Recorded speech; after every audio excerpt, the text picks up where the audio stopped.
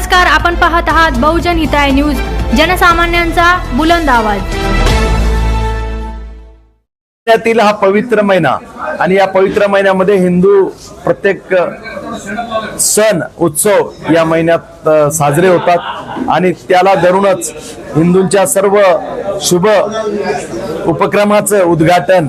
आणि पूजा अर्चा सगळ्या या दिवसात होतात। म्हणून या महिन्यात शिवाची आराधना ही केली जाते आणि शिवाची आराधना करण्यासाठी प्रत्येक जण पवित्र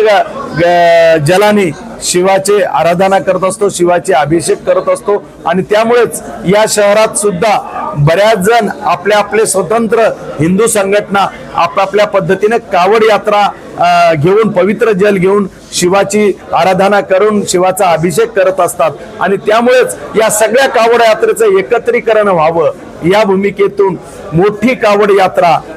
महाराष्ट्राच्या समृद्धीच्या दृष्टिकोनातून ही निघावी या भूमिकेतून सर्व हिंदू संघटनांना एकत्र करून ही मोठी कावड यात्रेचं आयोजन केलं। ही कावड यात्रा उद्या दिनांक 19 तारखेला मंगळवारी ठीक 4 वाजता रामेश्वर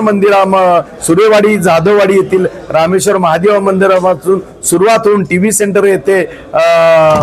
आपले ख्यातनाम पूजनीय हरिभक्त पारायण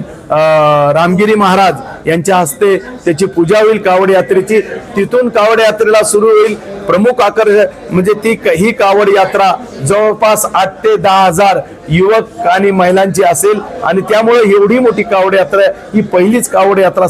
छत्रपती संभाजीनगर मधील आहे। यात प्रमुख आकर्षण म्हणून विविध राज्याचे काही कलाकार बोलवलेले आहे, ज्याच्यात खऱ्या अर्थानं शिवपुराणामधलं तांडव नृत्य आहे, तसंच वेगवेगळ्या मोठमोठे 16 उंचीच्या महादेव बनवलेले आहे आणि हे प्रमुख आकर्षण वेगवेगळ्या प्रकारचं या यात्रेत तुम्हाला दिसून येईल। निश्चितपणे ही यात्रा टीव्ही सेंटर पासून अब्दुल कलाम रिसर्च सेंटरच्या त्या मधल्या रस्त्याने जाऊन हिमायत बाग पासून दिल्ली गेट आणि दिल्ली गेट पासून शहागंज गांधी पुतळ्यापासून सिटी चौक पासून